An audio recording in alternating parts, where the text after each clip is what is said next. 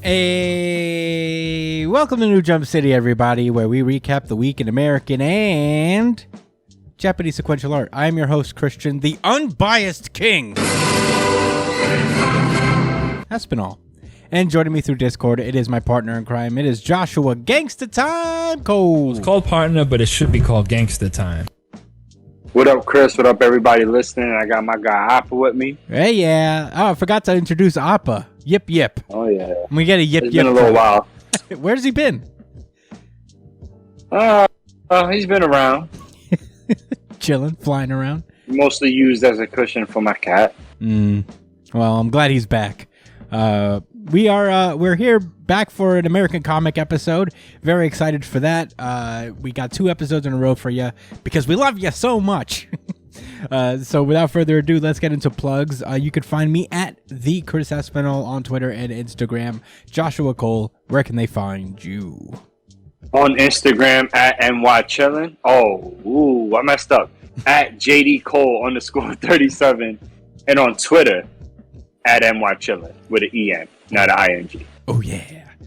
Brian couldn't be with us today. The edgelord big news, Brian. So I'll be plugging him in instead. You can find him at b.esp on Twitter and Instagram. And if you want to watch him play video games, sometimes he goes on Twitch at twitch.tv/itspunchline. So check it out there. You can follow the show itself at New Jump City on Twitter and Instagram. Follow us on Twitter, especially because we do a really good chapter of the week poll that we put up for the manga. And maybe I should start doing it for the American comics too, honestly. It's just like there's such a small turnaround. We usually record on a Wednesday or on a Thursday. Yeah. So I don't know if we get the adequate votes in time. But if you want us to put up a VGI poll, let us know. So, yeah, follow us on Twitter. Let your voice be heard. Email us at newjumpcitypod@gmail.com with any questions, suggestions, anything you guys want us to talk about, and we will respond because we love corresponding with our bros who listen to the show. You can comment as well on any YouTube video you watch. Please do that. That would be super helpful to getting us more likes and views. We would appreciate it. Anything else? Oh, yeah. Why don't you subscribe while you're at it, too? I keep forgetting to tell people to subscribe, but it's very important. Subscribe, like, share the podcast on YouTube. Or if you prefer audio version, audio podcasts, we're everywhere audio-wise. We're on Spotify, iTunes, Apple Podcasts, Google Podcasts, Pandora, Amazon Music. We're on a bunch of platforms, so check us out there. Leave us a 5-star review on iTunes, if you so please. And I think that's it. That's enough for plugs and self-promotion. It's time to get the show on the road. Daredevil! This is Daredevil issue 35. Lockdown Part 5. Last we left off, this whole arc had to do with Bullseye escaping Wilson Fisk's weird clone experiment thing and just randomly killing civilians at any point in time. Daredevil, Elektra Daredevil was about to confront Bullseye for, I guess, the second time when Typhoid Mary also showed up in a Daredevil costume for some reason and has decided to join in the fight as well. So there's multiple Bullseyes. They're not just fighting one Bullseye. It's like a bunch of Bullseye clones. And it's not looking... they all have the same ability. Yeah, which is kind of rough. Which is shooting very good. They're the best shooters ever. So they're just like surrounding Daredevil and Typhoid Mary. And they're just like, oh, cool. I have 2 Daredevils to kill now. What's your name, Missy? And then apparently, like, the clones don't really know Typhoid Mary like that. I don't know Typhoid Mary like that, so I think that's fair. Well, you were about to learn because she just says, now burn. And then she seems to be able to summon flames around her. It's pretty cool. And she explodes some cars. I'm going to be honest, the paneling of this particular sequence is a little sloppy and kind of confusing. So yeah, I don't get what to go. I guess it's distracting, maybe. Yeah. Because she's setting off a bunch of little sparks everywhere, and then she blows up a car. I think ultimately the point is to get the civilians to to run away. Yeah, they're To just create like a obstacle. Yeah, they're trying to respond to this hostage situation that these bullseyes have initiated. It doesn't help that, like, from a distance, Typhoid Mary and Daredevil in their Daredevil costumes look very similar. So, like, at any point, we could have been looking at either of them. The only difference is the mask with Elektra, but they both have, like, this big hair that you can misconstrue. In any case, they get to fighting and they start to beat up on these bullseyes. One of them actually gets a word in with Mary, and look at Mary's face with the deep concern. Yeah, it's interesting. He's like, "I've never seen you like this, Mary. Guess you're fighting for something this time, or someone like Big Willie." Big Willie. He's like, "So you're out here with us, but I got a little secret for you, Red. There's another bullseye." And after that, like, Elektra's Daredevil seems to, like, clear up the mess all on her own, and she notices that Typhoid Mary is gone. Yeah, she vanished into thin air as soon as she heard that her Big Poppy was in trouble. Oh yeah, her Big Poppy. She was like, "Yeah, all right, Elektra, I'm out." All right, it was fun. I gotta go save my man. So I guess she goes off to do that. Elektra Daredevil seems to follow a trail that leads to this theater where another bullseye is dramatically being like a dick, and the last two remaining hostages are dressed up in Elektra and Bullseye costumes. And one has a sigh pressed up against the Bullseye fake has a sigh pressed up against the other Elektra, the fake Elektra's body, and they're like, the whole hostage situation here is that the guy has to recreate the time that Bullseye killed Elektra, and then maybe he'll be let go. Maybe, only maybe. So Elektra's just trying to figure it out, trying to buy some time. And she's like, "What is this, Bullseye? But you're a psychopath, but you've never been." And he's like, "Off my rocker. You can thank your boyfriend for that." And he says, "After our last encounter, I realized how he's beaten me all these years." And he's basically taken away... He's had, like, some shrinks, like, take away his kind of, like, unpredictability gene, I guess. Like, yeah, I don't know.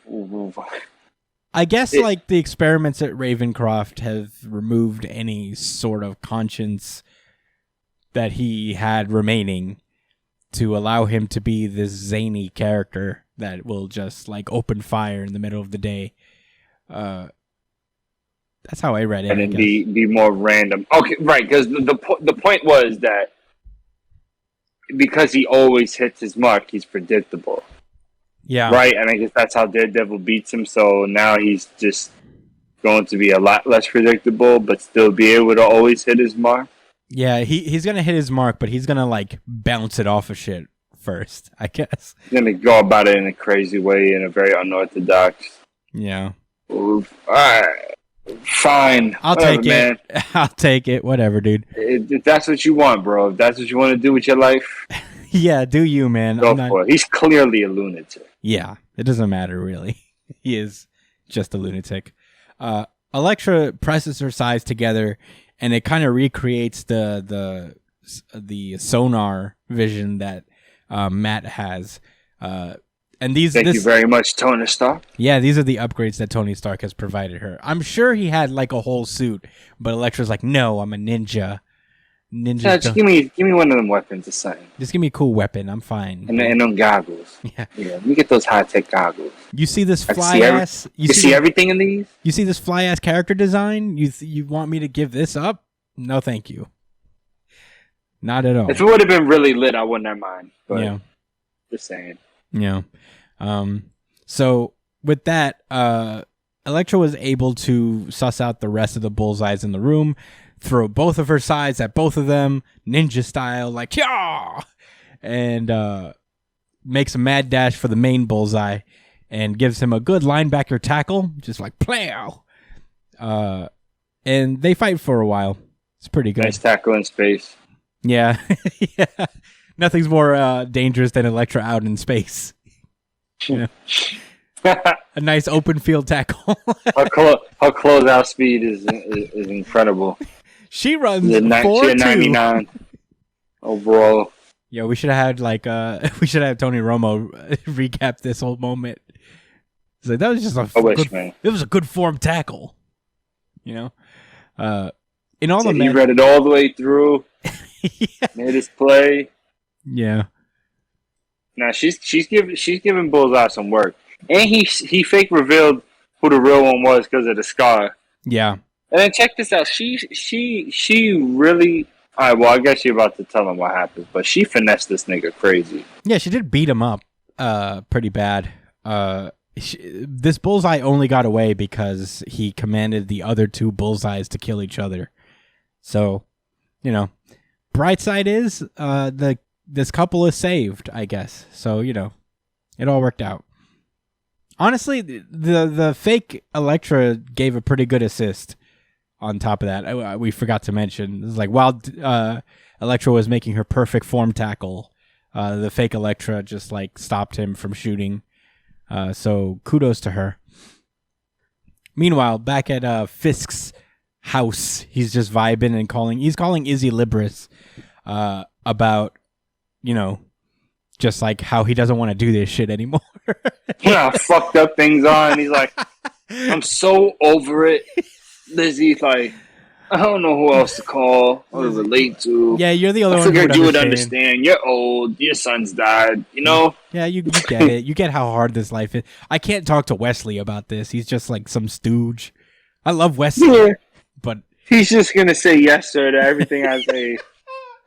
He's just a yes man, and sometimes you don't. And although I do enjoy that, although I don't enjoy many more things than a yes man, it gets tiring sometimes. That's not what I need at the moment. Yeah, so I'm calling you. So Fisk is aware that Butch has been named her successor, basically, as the Kingpin of Hell's Kitchen. And he warns her, like, keep your eyes open, Izzy, when you rest atop the pyramid. Death can strike from any direction. As a Bullseye clone pulls up, just like right behind him. Oh my god! In any direction. Yeah. In one opposite, totally from where he was looking. Yeah, especially from your quarter profile. It just pulls up there, right through your front door when you don't expect it. Meanwhile, back in some random city street, I guess, Elektra finds another Bullseye clone. She took one of the Bullseye clones' guns and is really like in a weird standoff for a moment. She points the gun directly at Bullseye and struggles with just blasting his head open with it. He's begging her to. He's like, do it. I'll give you the first shot. She's like, oh, he's like, oh man. Ooh, maybe I man. should. Yeah. And before she gets the chance to again, Bullseye's like, gotcha, bitch. And I forgot it. I'm not letting you kill me. And not even like regular, he's unpredictable now. No, he catches an attitude and says, "Oh, too slow." He's disappointed. Yeah, he's like, "You didn't shoot my face off." He's like, "Wow, okay, blah, I'm gonna shoot you through the check street." this out. This is an annoying move. It's like he shoots the street lamp. It goes off of a rim of a tire, like not even the flat side of the rim, just the edge. It looks like the inner edge of the tire bounces off of that, and then Elektra just like uses her sai to deflect it anyway. Deflect it directly into his kneecap, and he's like, "Ow!" And he just like calls her a bitch. Is like, dude, you wanted her to blast your eye open, right? Like you mad because your shit still ain't work, and they did the same thing that would have happened before. Deflected your bullet. Yeah, I mean, I do it so casually. Yeah, I guess it's like shitty to have your kneecap blown in by a bullet. I guess I wouldn't be able to control my rage either at that moment. He's mad tight. Yeah. Well, that's when Matt Murdock just comes out of nowhere and punches the shit out of this Bullseye clone. Well, he did run away from the prison. I know. I know heard about Bullseye. I know that it's not really out of nowhere, but he just found them. You know, like, this is a big ass city. His first stop is like, found you. Nice. Sucker punches. Superman punched him. Yeah. Yeah. Oh man, you know he was like, he ran like 30 feet towards him, loading that punch, just excited to get there. It was the slowest run of his life. And then he just beats this Bullseye clone within an inch of his life there. Elektra had to hold him back. And I guess, like, the police... The growth. The what? The growth. Elektra had the whole Daredevil. Oh, back. Yeah. LOL. How the tables have turned. At that moment, that's when the rest of the police arrive. And not just them. They pull up their guns on Daredevil because I guess he is an escaped convict at this point. But who shows up is the Avengers. Oh, not really the Avengers. The Iron Man, Human Torch, Spider-Man. The lit New York City heroes. Yeah, the ones you've seen in this series already. The ones who've already shown up here. They show up and kind of advocate for Daredevil, especially Spider-Man. I love this part. Who puts that police officer in his fucking place? Yeah, this police officer is like, he's a fugitive. We're going to arrest him. And he's like, Daredevil just exposed killers in your system. Helped you capture a mass murderer. And that was just today. What have you done? And this dumb cop looks at him like, Spider-Man. Just maintain this whack-ass mustache hanging on my top lip. That's the only thing he's done. I'm going to maintain this mustache that's only acceptable because I'm a police officer, and in another context would be completely unacceptable. Right. But yeah, superheroes came in, advocated for he might as well be Superman in my eyes. But for Daredevil. And we cut back to Fisk, who is just about to get attacked by a Bullseye clone. He gets stabbed in the arm, I guess. I thought he actually got stabbed. I thought this was like, oh shit, are they gonna kill off Wilson Fisk right now? Yeah, right. Like, did he get stabbed in his heart? Yeah, but I guess not. He's like, Arr! He's got so much blubber and layers of body. Yeah. He's like, you must be new. You must not know who I am. I've got a Kevlar's vest of fat protecting me at all times. At that particular moment, that's when Typhoid Mary pulls up and double katana stabs this dude straight through a window. Wilson manages to pretty gangster. Yeah, pretty cool. Wilson manages to save her from falling off of this building, and pulls her up. And he's like, Mary, where did you go? And, they have this weird romantic moment after what just happened, this zany event that just went down. He's like, when you left, I was so furious because I was scared of losing you for good. He said, I need you forever. Mary, will you? And she says, Wilson, yes, I'll marry you. Oh my goodness, wedding bells are being rung for the Daredevil universe. That's where this issue ends. I believe the next time we see Daredevil will be the Daredevil event known as Devil's Reign, which I think is the bookend to this entire saga for Daredevil. Damn. There's actually going to be a lot of tie-ins to it, and it's being treated like a pretty big event. Oh, wow. I don't know if we'll keep up with all of them, but we'll pick up some. I hope it crosses over into X-Men a little bit.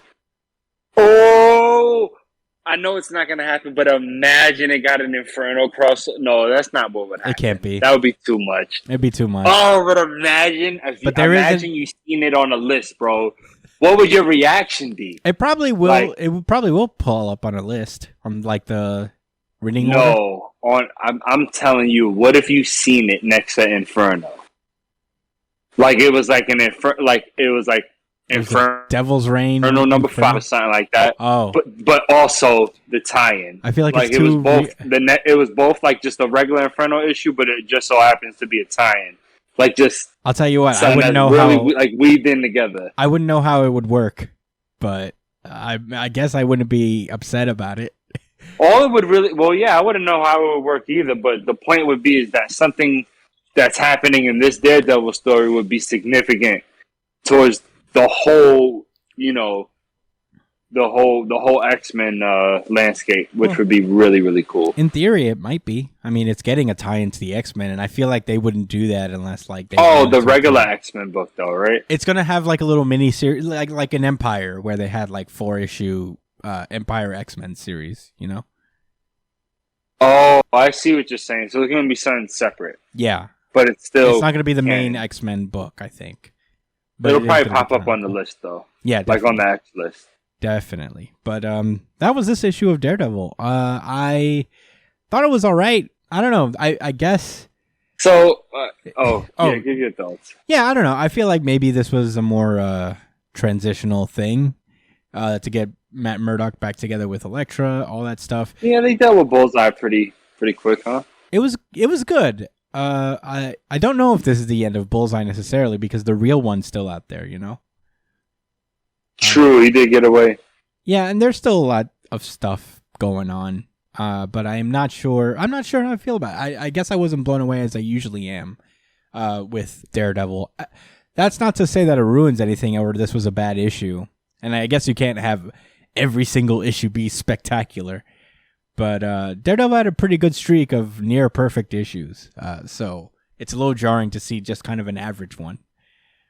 Yeah, that was well said. This did feel very average. Yeah. Which is, you know, usually the case for the series. There wasn't a lot of, like, you know, great dialogue between characters, which is what I'm used to seeing in the series. Yeah. It's just a lot of action and kind of bringing us, like you said, transitioning us over. What left a bad taste in my mouth, not gonna lie, is Wilson Fisk, man. So at the beginning of the series, Kingpin was one of the reasons I really liked the series. He was still this ruthless gangster, but who was just trying to elevate. He wasn't trying to change who he was per se. He was just trying to move differently. Yeah, he was trying to take it to a new level. And if he had to fall back a little bit and not get his hands as dirty, that's fine. You know what I'm saying? That's not what Kingpin's about anyway. He'll do it if he has to, you know. But he's ruthless in many ways, in more ways than just being physical. Mm-hmm. With that said, to the point we're at now, where like since he took that L to the Strowmans, he's just kind of been like this lame duck, man. And then he got aggy about Daredevil again, and I was like, man, I thought you was beyond that. I thought you was beyond and past, like, you know, being upset about this one fucking guy, this one superhero, when there's literally hundreds of them. Yeah, that will whoop your ass. Doesn't he have beef with Miles Morales too? I seen Spider-Verse. Yeah, he got his ass by Miles on that bus. I mean, maybe not this Kingpin though. That was an alternate Kingpin. Yeah, I don't know. I agree with you. I mean, Ruthless Wilson is the best Wilson. You know, it's Remember when he killed Sneed? What is his name? Damn. His homie. Damn. Wesley? You just cracked a joke. Wesley, yeah. They almost killed Wesley because he didn't correct him. He just kind of spoke out of term, and he was like, "Thank you, I appreciate your advice, and I'll think about that. But if you ever interrupt me again, I'll fucking break your neck." Or something like that. Yeah. He said it real smooth to him, and I was like, "Yeah, there we go. That's the Kingpin." Yeah, I don't know. We're in an age where like we're all like all of the Ruthless Wilson stuff has just been like done, so they have to find ways to like give him new things to do, like new avenues to explore. So that's why like Strowman's smoked him, and that's what I was about to say too. Is that that loss to the Strowmans was a blowout. they wrecked his entire existence. They threw him He out got of a thrown window. out of a yeah. I don't think that's ever happened to Wilson. I don't know. I don't think that's ever happened to Will.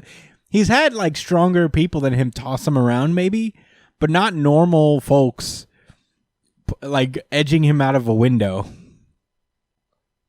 I don't think. And then they threw him at such precision that they knew he'd be really, really hurt, but wouldn't die. Yeah, And they destroyed him, and he has not recovered since. I feel like the author hasn't known. Like I think after he wrote that, put the issue out, and was like, "Oh my god, damn Kingpin, I don't even know what to say for you, bro. Yeah, that's my bad." Yeah, the Stromwin still have to get dealt. He just wants to make him happy now. The Stromwin still have to get dealt with, right? Like I feel like there's going to be a Kingpin's revenge on the Stromwins at some point. I would hope so. I hope. And they got robbed, and Elektra was part of that. Yeah, I hope he eats them alive. That would be really cool. Like a zombie. But yeah, that was Daredevil. It was a pretty regular issue, but that's not necessarily a bad thing. I still recommend with all my heart people should read this because overall it's still a pretty great series. You ready to move onward, Josh? Yep. Then let's go. The X books. Oh boy, we have 4 X books today, and one of them is particularly a big deal. So let's get into it with S.W.O.R.D number 9. Last we left off, we had kind of a one-off issue with Storm proving herself to the Arakko race, I guess, for lack of a better term, the Arakko mutants, by constantly taking on challenges and securing her spot as the noon chair, you know, kind of like the overall regent of Arakko. So we're starting off kind of a fresh new arc here. We start off at the Alpha Flight space station where the Vindicator is meeting up with Girich, who is a slimy greaseball motherfucker. I hate him so much. He works for Orchid. Yeah. Orchid's basically got its hands into the Alpha Flight program, which sucks. Because I guess the X-Men will have to go up against Marvel's C-list space hero team. Unless I'm wrong, I feel like there's somebody out there who's going to be like, actually, Alpha Flight's pretty damn strong. They used to be. When they have the Absorption Man and yeah, I don't know. That's the only person I remember, but he's pretty strong. Yeah, it was Sasquatch. They had Epigo brand back then, right? They had Captain Marvel on the team. Yeah. It's a pretty big deal. They're a pretty solid team. Yeah. Anyway, the Vindicator pulls up and is like, "All right, what's going on here?" And Girich is like, "There's a bunch of aliens going over to meet up on Arakko, which is a mutant territory now, and a lot of these aliens are terrorists. Why are they meeting up with the Arakkos, who are also pretty aggressive in their own right?" They're just gonna call them terrorists anyway. Yeah, fuck them. Bro. You know what? They're terrorists. And Vindicator's like, "Man, I don't know. I'm pretty close with Logan. I don't really want to get involved in this shit all that much. I mean, I'll help you, I guess, but I don't want to be shisty against the X-Men." Yeah. And Girich is like, this is pretty wild. He goes like, "Oh, Jimmy, really? Some of your best friends are mutants?" Like, that's a pretty funny line, I guess. Is the Eradicator not a mutant? I guess Vindicator, and I don't think so. I don't think so. He'd be on Krakoa if he were. Is that the guy from Suicide Squad? Vindicator? John Cena? Who? Suicide Squad. Oh, Peacemaker. The new one. He's Peacemaker. Huh? He's Peacemaker. Oh, okay. And also a different company altogether. Yeah. You're right. Oops. Oopsie daisy. No. Also another company altogether. Okay. Yeah. All right. So, I guess after he's like, "What's your game plan then, Girich?" And how are you going to take on a whole planet of X-Men? And Garrett is like, friends in high places, Jimmy. Friends in high places. And then I guess we open up with the Sword Station as Abigail Brand is announcing the arrival of the Shi'ar Empire folks, the Super Guardians that guard the overall Her Majesty herself, that queen they saved that one time in X-Men number 19. On that weird X-Men comic. Yeah, and that one weird X-Men comic. I guess it paid off. I guess it was more important than I thought it would be. We all knew it was. They saved the leader of the whole entire Shi'ar army. They good money with them now. Yeah. Gladiators there too, which makes the upcoming events very confusing for me. But in any case, Abigail Brand announces their shit. They mentioned that Storm can't be there right now because she is still taking on challenges from the Iraqi. It's pretty wild. So Abigail Brand checks in with her new number 2, Adult Cable, and we actually learned some things about Cable. I don't remember when he became old permanently. The young one went to the others. The young one who went. They swapped places. Basically. Okay, gotcha. It's weird. They swap places, and now Old Man Cable is here that everyone loves. Oh my God, the Old Man Cable's back, and he's like the main Cable. Yeah. Holy shit, watch out, everyone. And he's got the most OP telekinesis on the planet. But he has to keep it in check, keep the techno-organic virus in check with it, so he can't, so it's balanced. I will say that, I appreciate the info, though. I always wondered what was going on with his eye. I didn't really know all that much about Cable's origins in general. But it was just the edge eye. Yeah, I mean, I still 100% believe it's an edge eye, but it's good that they gave it some context. Right. It's edge, but it also serves a purpose. I respect. Yeah, that. this retcon. You know what? Yeah. Anyway. All right. So these the Super Guardians show up, and they don't really hang out long enough before the new Lethal Legion pulls up, and there are as opposed to the old one. Yeah, there's an old Lethal Legion. We actually seen them in the Avengers Hickman series, I believe. I know Hickman's used them before, but the old version with Major Glory, I think his name is. Major Glory is that other guy from GR looking guy. Shi'ar Superman. Yeah, the Shi'ar Superman guy. I'm almost positive his name is not Major Glory because I'm remembering Major Glory is that superhero that was in Dexter's Laboratory. Oh shit! Yeah, wow. Oh, how did I remember that? Yeah. Yeah, he had like that mask on his face, like that, like the helmet was like gold. Yeah, he has Krunk. Yeah. And I forgot the Thor one. But the fucking guitarist. Yeah. And his hair would grow, yo. He would get weak without his guitar or something like that. Oh man. He turned into a wimp. Damn, Cartoon Network was so great in our time. Yeah. We had the best childhood. Holy shit. Our cartoons are better than your cartoons. Oh, for sure. But anyway, let's familiarize ourselves real fast with these. The Lethal Legion is definitely lethal. Yeah, there's the Half-Bot, there's Mr. Eloquent, there's the Electric Head, Orbis Extremis, and Death Grip. All of these are Hickman creations, I'm convinced.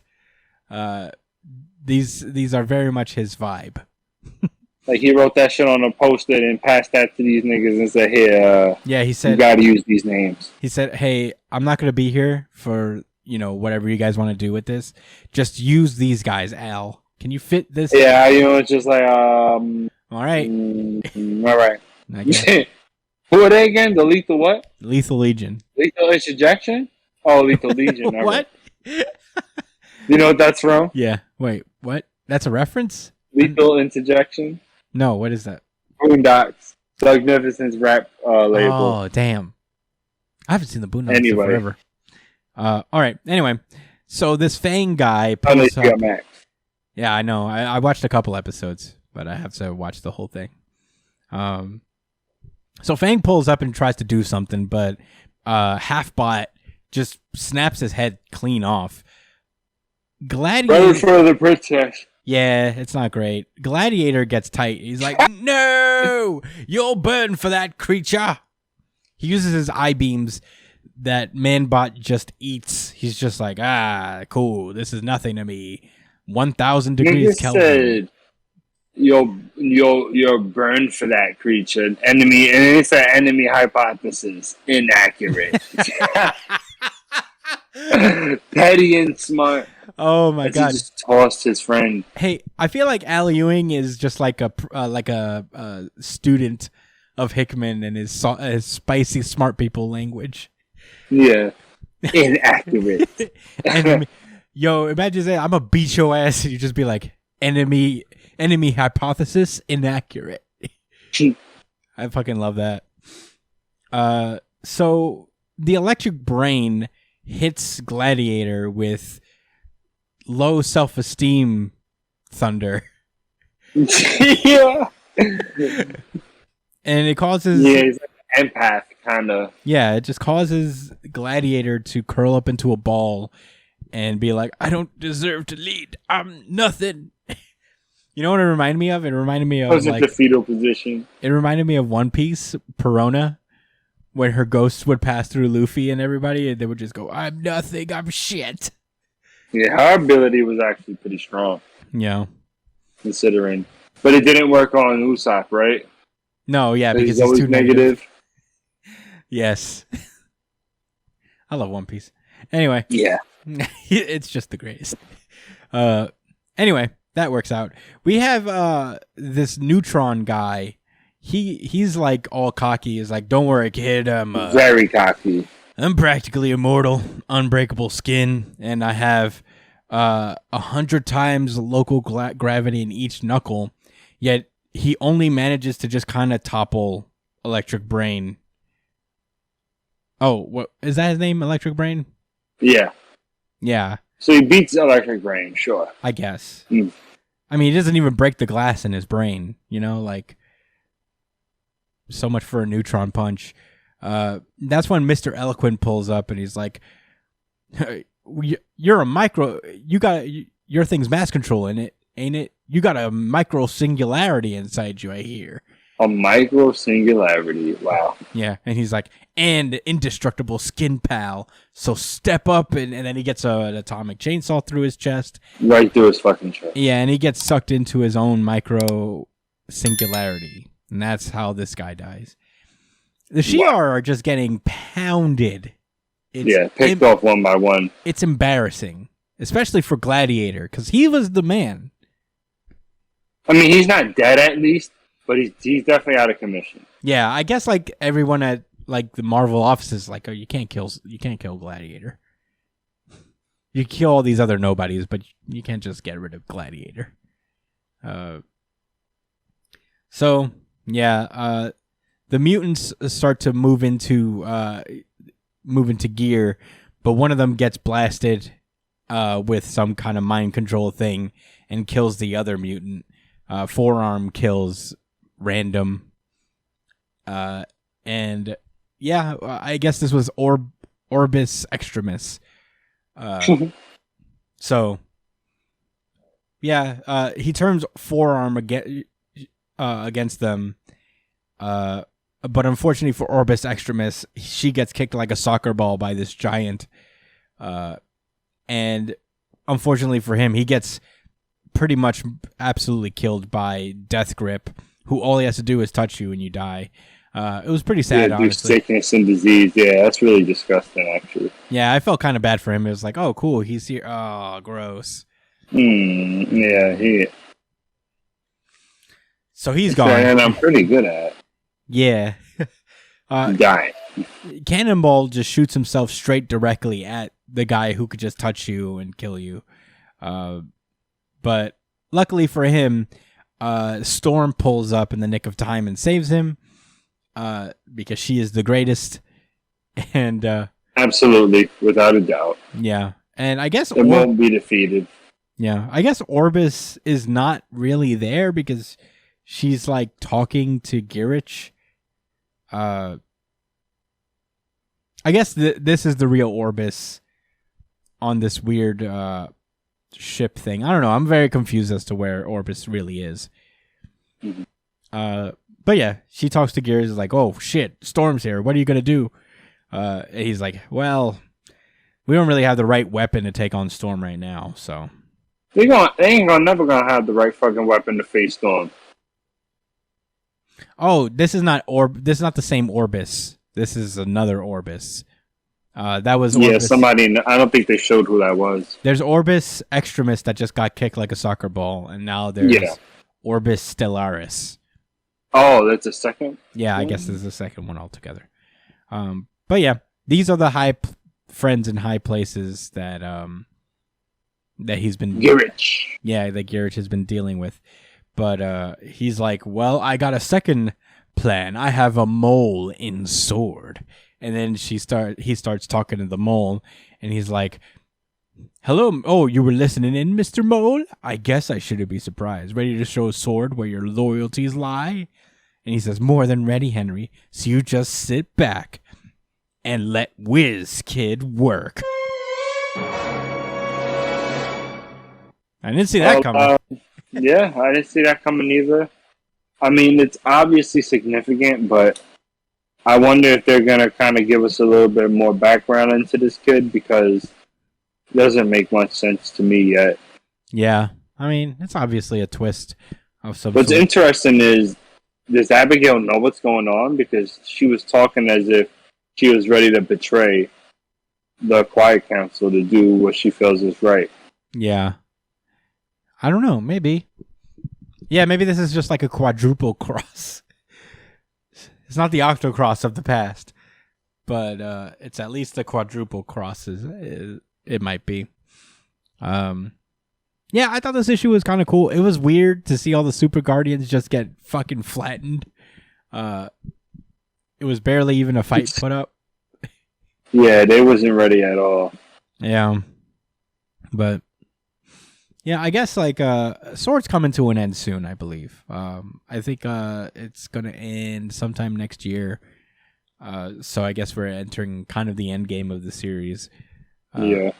But yeah, this was a solid enough issue. I didn't have any like particularly strong feelings about it. I guess I have to wait for the next one to really say my thoughts on the whole thing. But that's all I gotta say about S.W.O.R.D. Do you have any closing thoughts?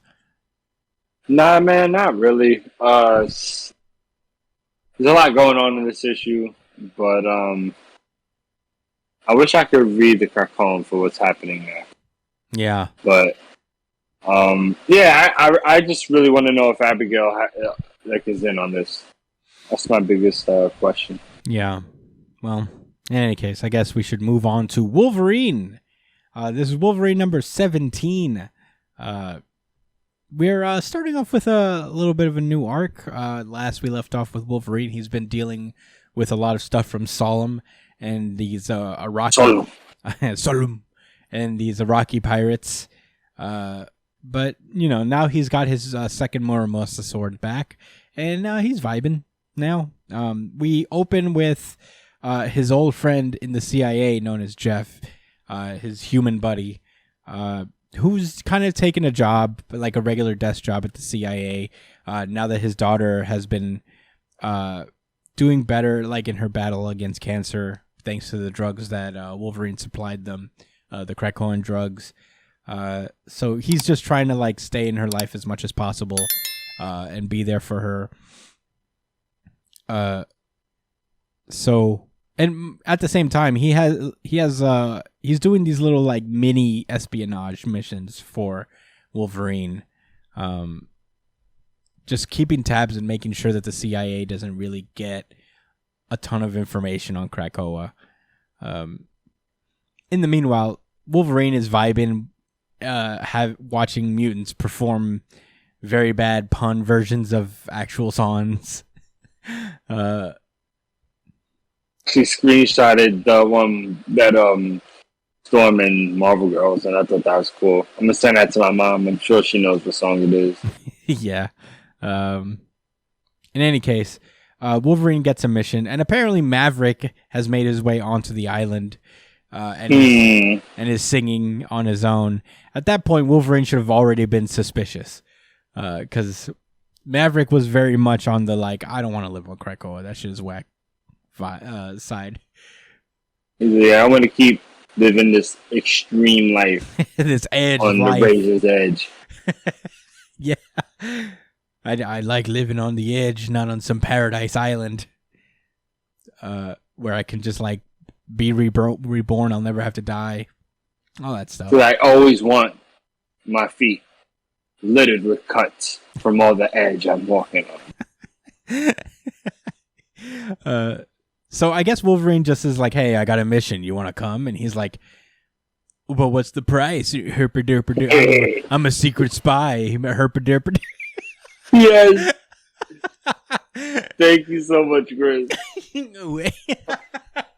Well, I'm a mercenary still. I still need the money to do missions by Herpader.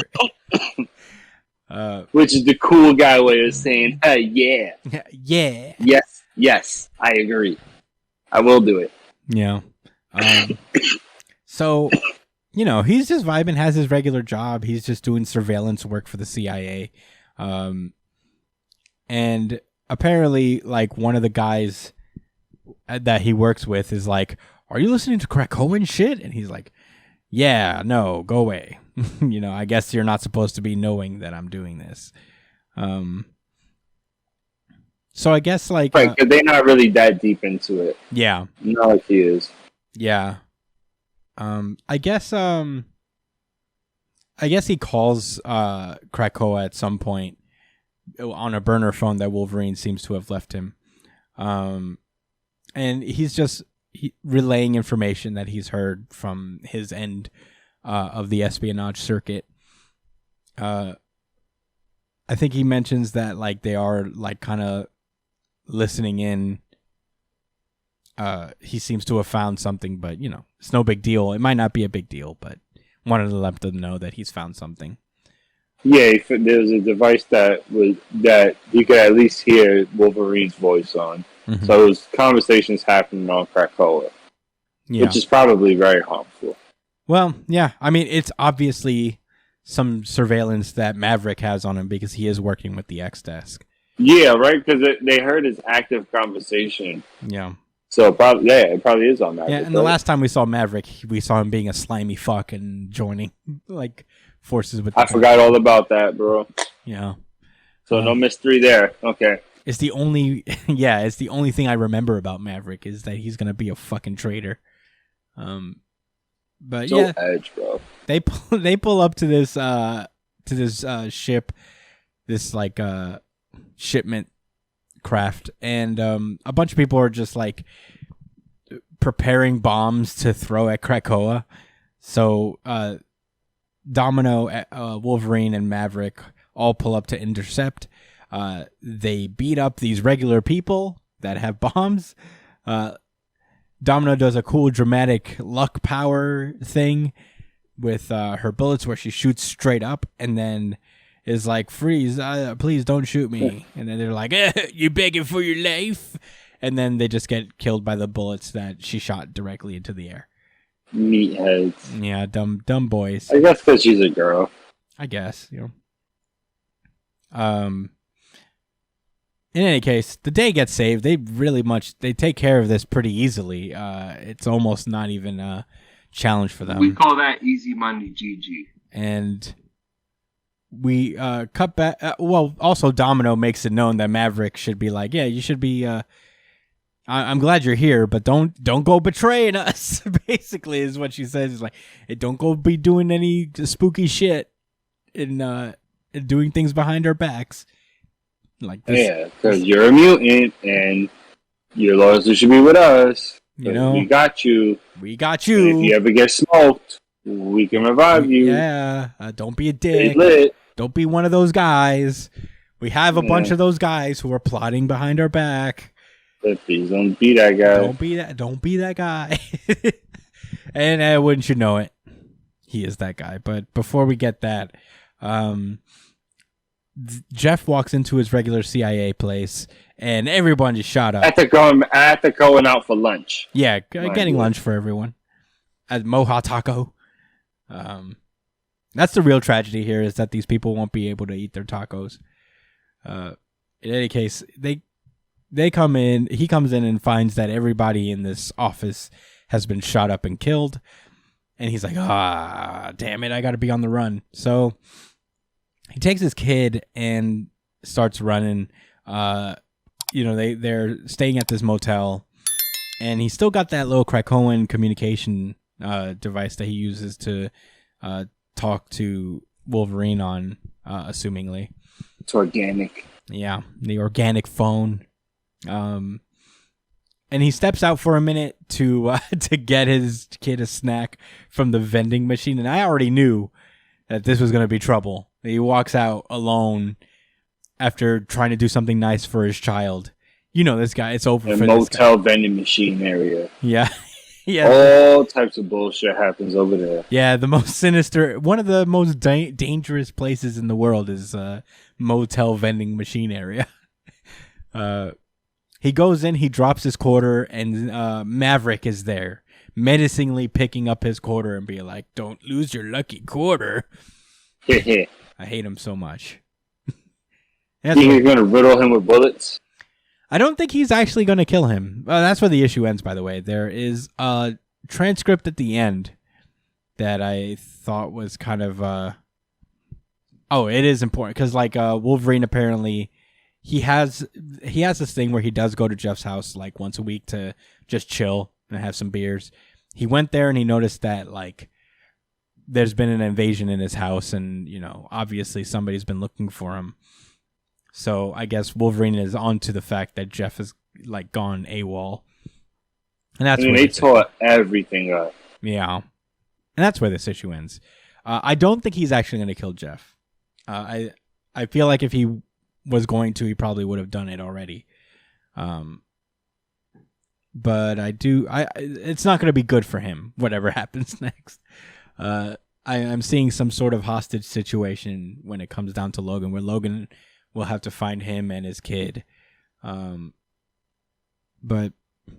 yeah, I mean, I thought this issue was pretty good for the most part. I don't like Maverick, but I guess I'm not supposed to. But at the same time, he just annoys me as a character. This is for them 90s kids, man. Task Force X. Lit. And I guess that's the overall vibe with this Wolverine series, is that it is very kind of extreme, dark, brooding Wolverine series that I feel like we've seen already. So it doesn't feel particularly special. Kill, die. Yeah, but at the same time, He's no longer the teacher. Yeah, but at the same time, there's been some highlights in this. I mean, a handful. The Solomon arc was pretty good, and this is not bad at all. Wolverine seems to have found his footing in terms of a series, I think. So hopefully it goes even higher from here. Should we move on to our next X book? Yes, sir. All right, then let's get into Marauders number 25. Marauders. Epic cover. A lot of great covers for Marauders. I'm not gonna lie. This is just another one. This is a lot of great art from Marauders too. Yeah. Although some issues are real. Yeah, this was a good one because Phil Noto is on here, who drew Cable. Phil Noto. Yeah, I hope I'm pronouncing that right. But he drew the Cable series, and some issues of New Mutants, and now he's drawing. This, which is pretty cool. Last we left off, the Marauders have gone into space to deal with this guy Rixio. Rixio. They were trying to do an exchange for his spaceship for Mysterium, and they thought the transaction 2 copper pieces. 2 copper pieces, but they thought the transaction went sweet. But then Rixio went all traitor on them and then shot them out of an airlock. Yeah, he felt the way. He was like, don't steal my shit and then give it back to me and then try to buy it back the proper way. Fuck out of here. I understood him. Yeah, I mean, when you Also. put it that way, the Marauders are wrong in this situation. The Marauders are the douchebags in this situation. Well, Emma is, but she's trying to be cordial about it. Yeah, I mean that's Emma's entire character is being kind of a douche, but being cordial about it.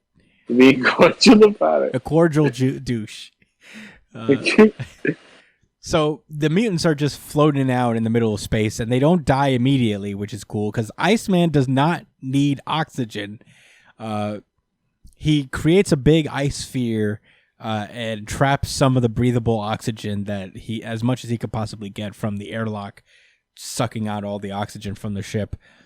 And then he does a cool spinning move, which creates gravity within the ice ball. Jesus Christ, he's OP. Yeah. The not needing oxygen part's pretty OP too. Yeah, on its own, not needing to breathe is pretty awesome.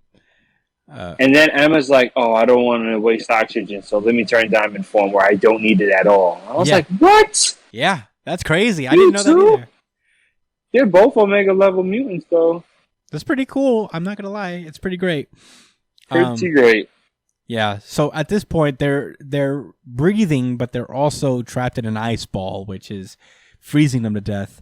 And Pyro and Lockheed can control some fire together, but that would just eat up all the oxygen. So Kate comes up with a pretty sick idea, scientific-wise. I feel like there was some drastic research that went into this.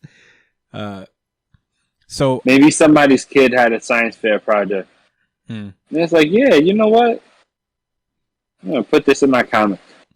In theory, I think it feels simple enough because the idea is that they create this basin of water, and Kate shoots a laser beam into it to boil the water and create oxygen from it. And now that oxygen is just constantly being made, Pyro can warm up the ice ball with his fire. And meanwhile, Bishop and Sebastian Shaw drum up a counter-attack plan to get them to catch up to Rixio. They just punch each other over and over again with their powers. Really cool.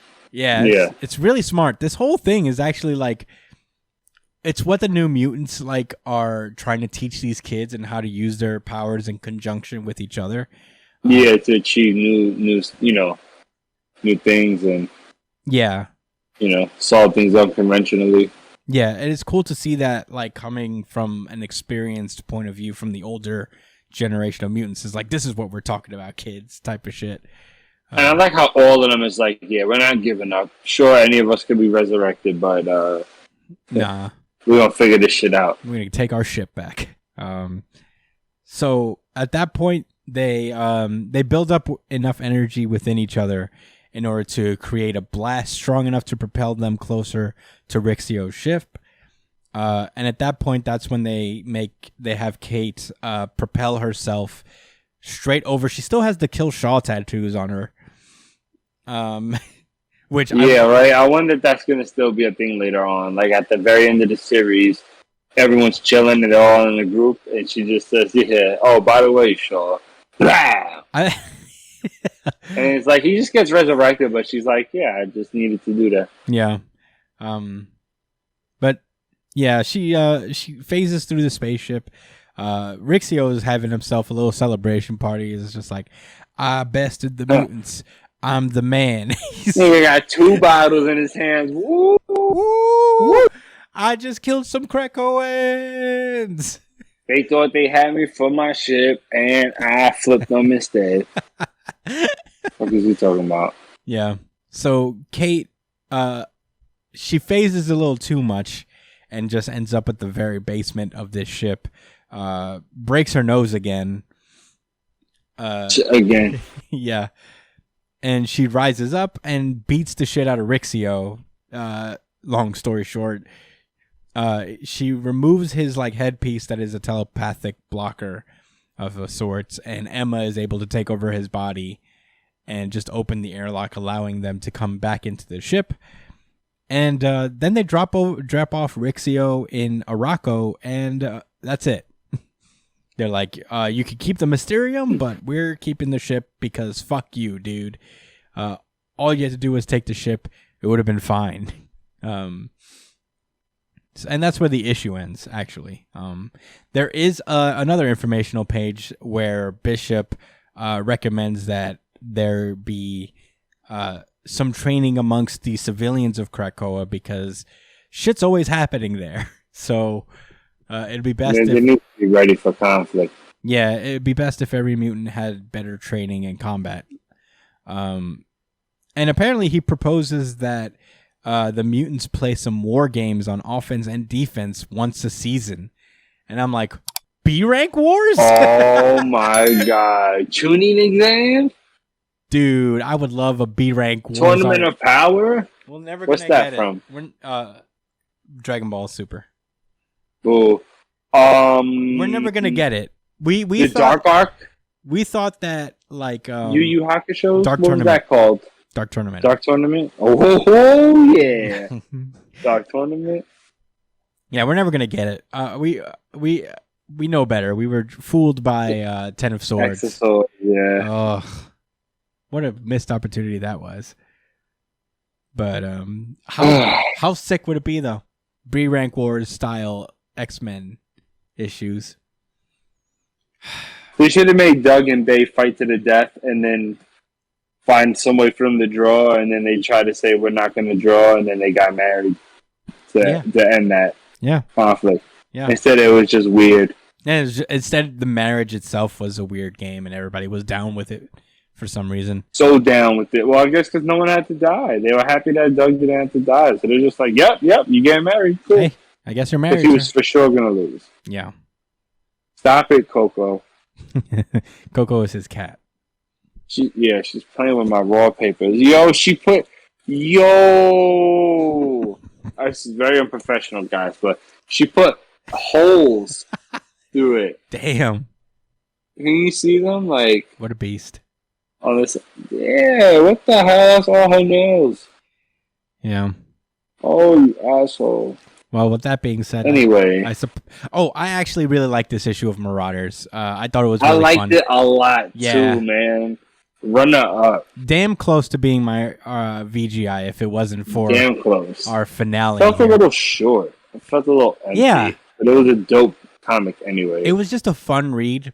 I really liked the whole like mutants getting themselves out of trouble creatively using their powers thing. I thought that was pretty dope. So it was a fun read.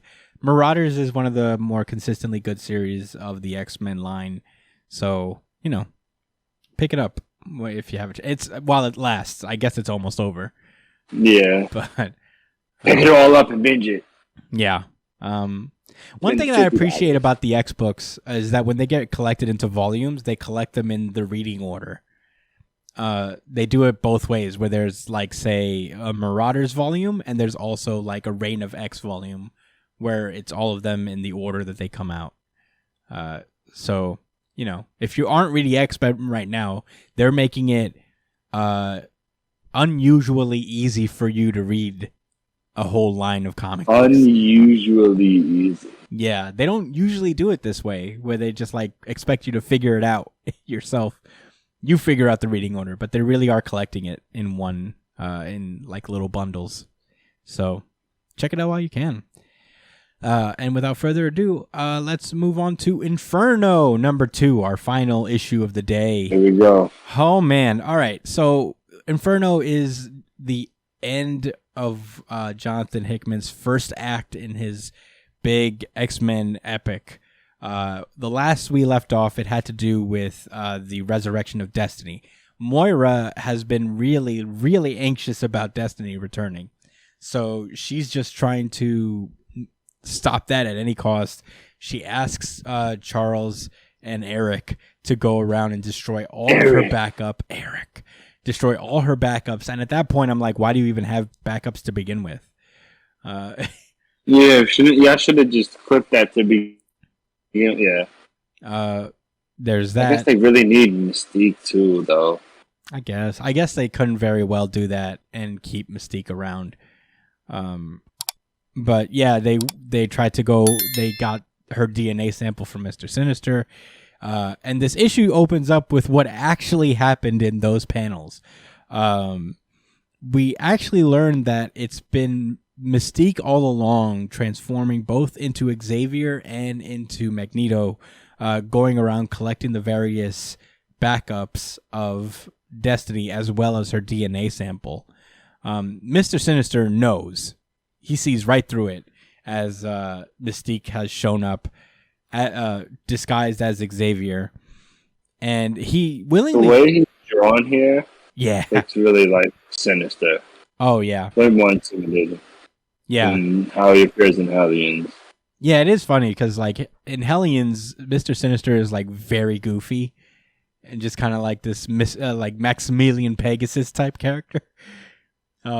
But when Hickman interprets him, he sees him as this just like, I'm playing petty 4D chess with the world right now. Petty 4D chess, where the only real goal is my own intentions and wants. Which, to be fair, is pretty much every character Hickman writes. Is very smart people playing petty 4D chess. Yeah. So, yeah. And to interestingly enough, he gives her the sample willingly. So, there's got to be something there. That's when Xavier goes over. Mystique dressed as Xavier goes over to the 5. They start resurrecting Destiny. And then it comes time for the mind stuff that Xavier usually handles to come into play. And man, this is where Mystique gets slick. Yo, she played her. Yeah, she's like, all right, Xavier, go do your magic. And he's like, have you done this yet, Hope? And she's like, I don't think so. And he's like, well, then it's graduation day. You do it. And she's like, I don't even know how. And he's like, and she makes some bullshit up. You know that this is her being like, open your mind.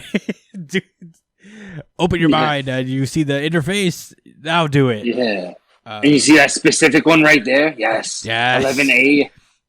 It looks like she's so excited that her little skull thing pulls up on Xavier's head. Yeah, she starts like messing up. Like, yes. Yeah. Be a good girl and put that back where it belongs. Yes. She is so weird about it. Yeah. And it works out. Hope manages to do it. And, maybe this is like a little tie-in because Hope's done it before for sure. So maybe this is like the little event that gave her the ability to do it in general. Right. Which would be cool. Right. I didn't even think about that. I like how Mystique shed the tear as Xavier, which is probably a tear for her wife that was just revived, but it also plays off as him being so proud of Hope. Hope, I'm so proud of you. No. You brought someone. You've conquered death. You've conquered death to bring back my wife. Destiny. Destiny. So you guys go along. I need to take a moment. I got very important naked woman. I got important Xavier things to do. I wish I could join you in celebration, but I must stay here and be Xavier for a minute and do Xavier. Whatever it is Xavier does. So she's like, all right, I understand. Here's your helmet back. He's like, no, you keep it. You've earned it. Oh God, I'm so proud. And they're like, cool. And they leave. And Destiny's like, I could see it all. I'm back. And Mystique is like, yes, you are. And it's so emotional. Yeah. Unfortunately, like the sentiment has to end because Destiny starts to see all of time and space flood back into her brain. And for about 2 weeks, it's pretty excruciating for her as she slowly comes back. By the fourth week, which is basically, she spent a whole month just kind of getting used to her powers again. But then by the fourth week, it's fucking go time. No more game playing here. And that lands us directly when Xavier and Eric were going to make the vote to oust Mystique from the council. And that's when Destiny pulled up like, "Sup, bitch, I'm back."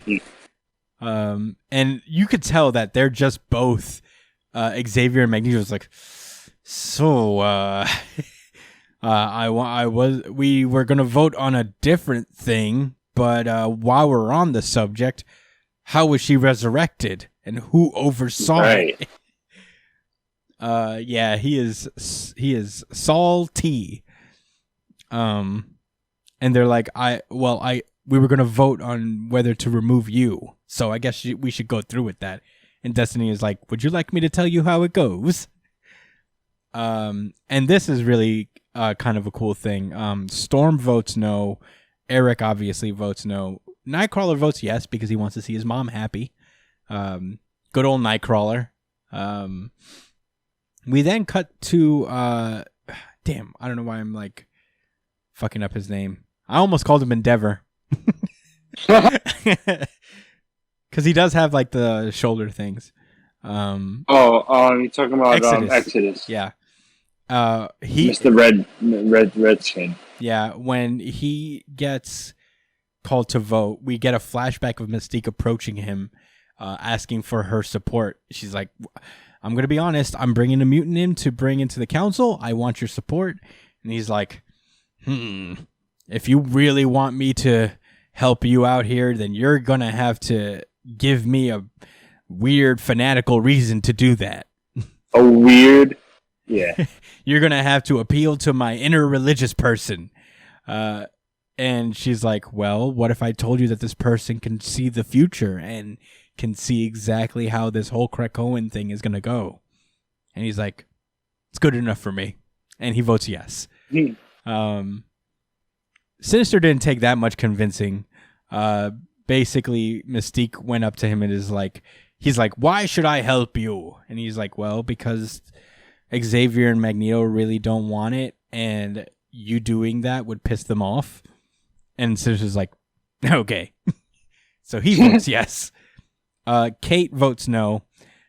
Shaw, she's tight. She looks really upset. I guess because Destiny was a bad guy, right? I guess. Like when Mystique and they was part of the Brotherhood of Evil or whatever, right? Yeah, I guess so. Or at least something. Whatever Mystique was doing was definitely not good. No, definitely not. We then turn to Shaw, and his flashback has him sparring, like fencing with a 4-armed mutant.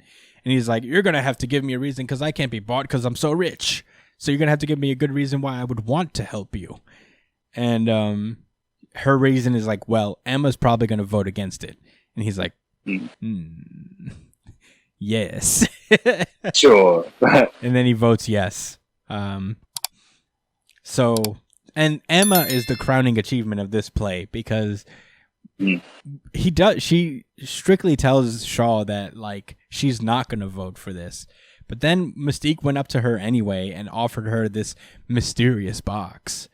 Mysterious black box. Yeah, so, basically bought her vote with that. And Emma votes yes. And they're like, "Cool, that went off pretty well. Hey, Xavier, you want to go off with that other vote?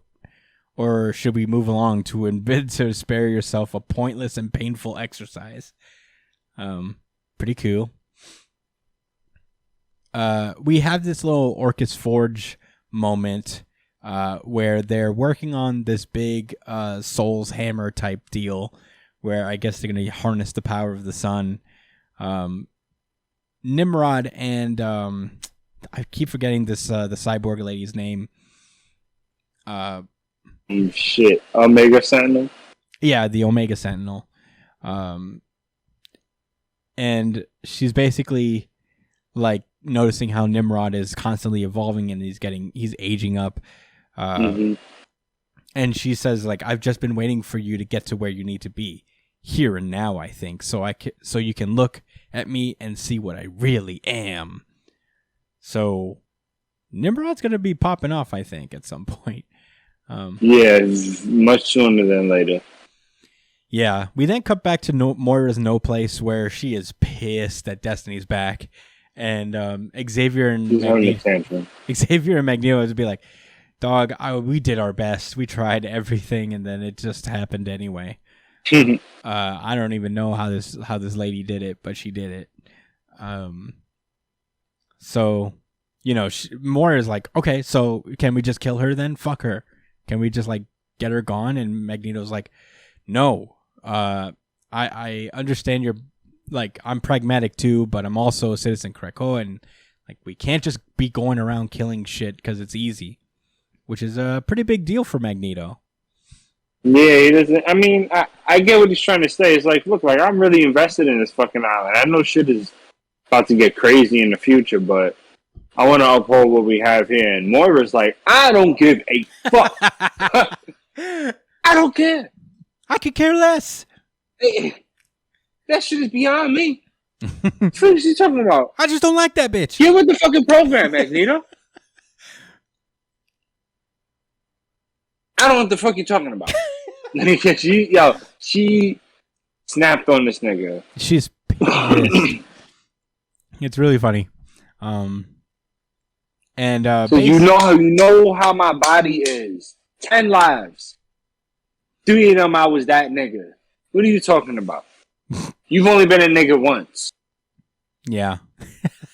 It's really funny. Okay, so like Xavier, Magneto's like, there's a seat that needs filling. Maybe we make our own offer that can't be refused.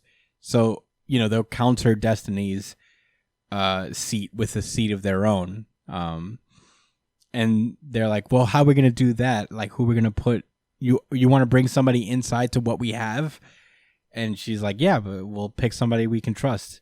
And Moira's like, I know you want to pick the White Queen. Why? And Xavier's like, because she's someone I can trust. So, he's really sure about that. Mm-hmm. We get a couple of informational pages.